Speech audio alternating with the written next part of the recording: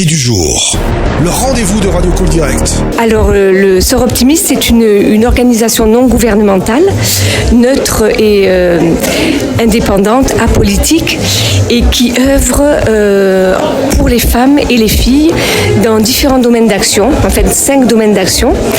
La santé, l'éducation, les violences faites aux femmes, l'environnement et le leadership et l'autonomisation. Et voilà, nous travaillons pour porter des actions en faveur de ces femmes. Et c'est la raison pour laquelle aujourd'hui, dans le cadre de l'action autonomisation et leadership, nous organisons le salon Talents de femmes. Parlez-nous un petit peu de ce salon. Alors, nous avons accueilli dans ce lieu prestigieux. Alors, pour la petite histoire, l'année dernière, nous avions fait le pari d'organiser le salon Talents de femmes dans l'église des Jacobins, où nous avions accueilli 45 exposantes.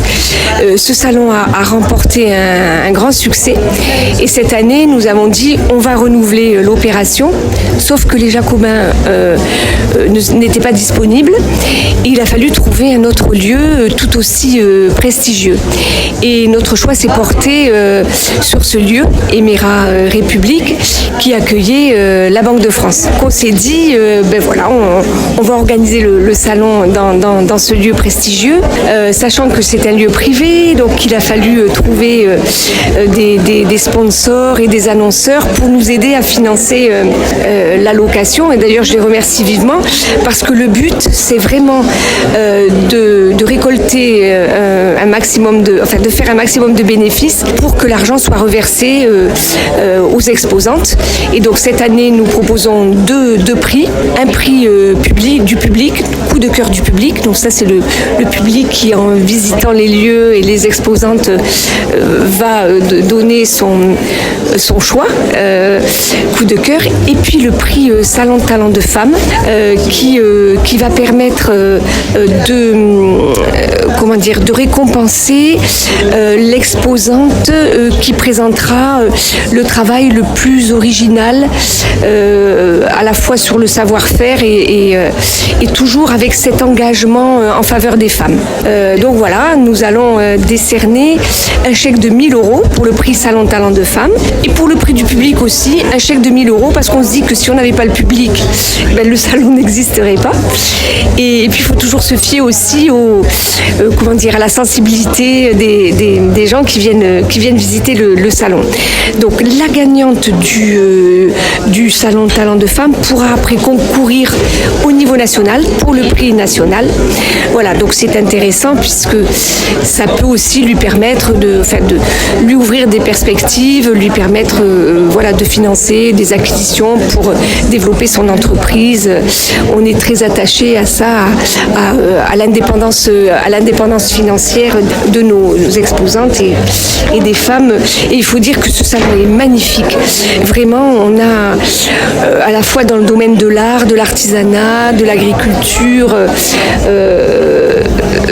de la culture, on a vraiment des talents incroyables qui nous sont proposés par ces femmes entrepreneurs et créatrices. Et c'est vrai que du coup, nous, ce qu'on veut, c'est encore et toujours sensibiliser le public à l'excellence du travail qui est proposé, et également faire bouger de manière intelligente les mentalités en faveur de l'émancipation des femmes et de plus d'égalité professionnelle. Mais là, quand on voit la grande diversité, comme vous dites, je crois qu'on peut quand même dire, oui, les femmes sont présentes et elles ont un talent inouï quand on voit toutes ces créations qu'il y a ici. Bien sûr, elles ont un talent immense et vraiment, nous, on est heureuses de pouvoir valoriser leur savoir-faire et voilà, et qu'elles soient vraiment reconnues. Mais je vois le public est enthousiasmé en nous disant c'est vraiment très beau, de grande qualité, il y a des échanges qui se créent, les gens sont curieux du travail réalisé par toutes ces femmes.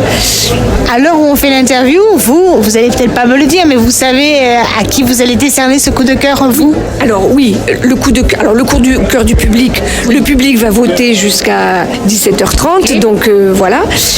Même si on a commencé à dépouiller, il y a une tendance qui se dégage. Pour notre prix Salon Talent de Femmes, on s'est réunis tout à l'heure et donc on a déjà fait le choix, voilà. Et on remettra le prix à 17h tout à l'heure, notamment avec le chèque de 1000 € et la possibilité pour la gagnante de pouvoir participer au concours national du prix Salon Talent de Femmes, qui est intéressant parce que le montant peut aller jusqu'à 5000 €. Donc voilà. L'année dernière, c'était quel style de création qui a gagné? Ophélie Caratero, qui avait donc gagné le prix Salon Talent de Femmes 2023, et c'est elle qui créait des fleurs en papier. Bon, et donc le prix l'a beaucoup aidée parce qu'elle a été repérée par un groupe justement qui travaille dans la mode et qui lui a demandé de créer des visuels de fleurs pour mettre en valeur les produits proposés. Donc elle, c'est pareil, elle s'est lancée et le prix coup de cœur du public a été attribué à Annie-Angèle Cid, qui est une mosaïste et qui est présente à nouveau. Voilà, donc on est content parce qu'en fait ça leur permet après d'avoir une ouverture professionnelle, dans les... Ce choix, comment vous faites le choix des exposantes? Alors le choix des exposantes, bon, déjà l'année dernière, on a recontacté les exposantes de l'année dernière. On a à peu près eu une petite vingtaine de personnes qui ont répondu, et après on a prospecté, on a été voir à la fois sur des salons, on a eu des candidatures spontanées, on avait une commission Salon Talent de Femmes qui après a étudié les propositions. Bon, alors après c'est toujours un peu, mais en fait on a rejeté personne, hein. Voilà, on a pris les personnes qui se proposaient, mais vraiment je reconnais que c'est de très très grande qualité, et on était peut-être un peu plus contraints par le lieu, mais on aurait pu certainement en accueillir d'autres, mais voilà, il fallait aussi... L'année prochaine, est-ce que vous savez déjà le lieu où ça va avoir... Parce que l'année prochaine, moi je ne serai plus présidente, donc je suis présidente 2 ans et après je laisse la place.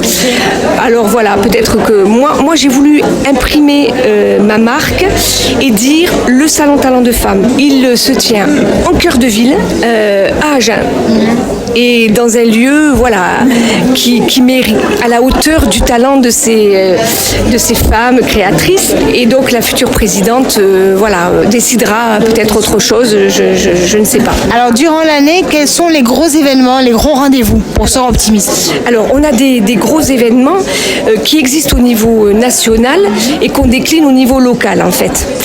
Au mois de novembre, c'est l'opération Oranger le Monde, et donc là on sensibilise le public aux violences faites aux femmes.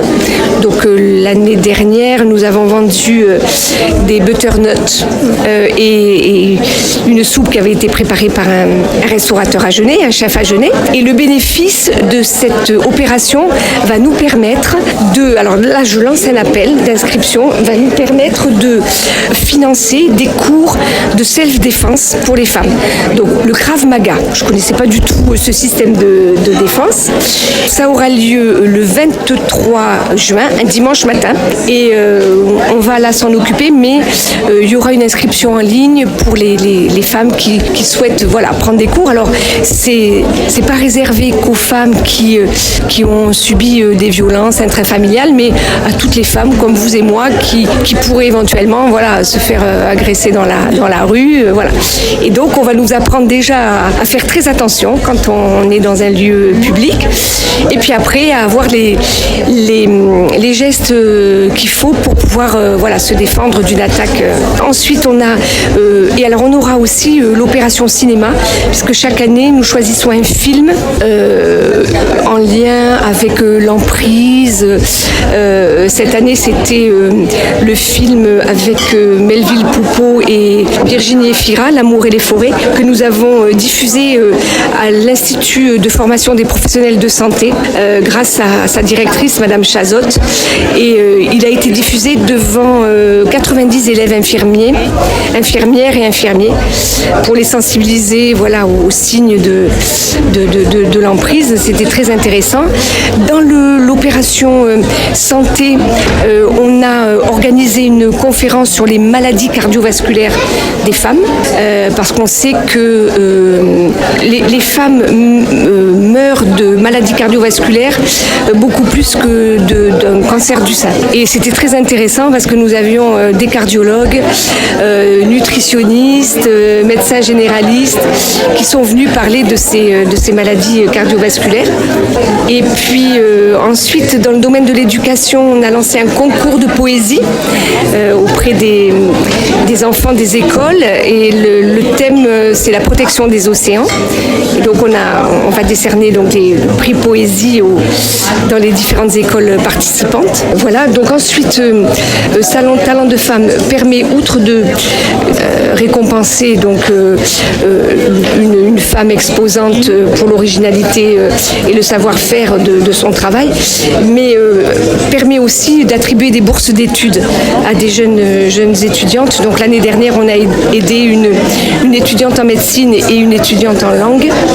Et cette année, on va donc permettre à une jeune femme qui est en reconversion professionnelle, et on va l'aider dans l'achat de livres et dans ses frais de déplacement, puisqu'elle a des cours qu'elle suit à Paris. Cool Direct, priorité à la parole.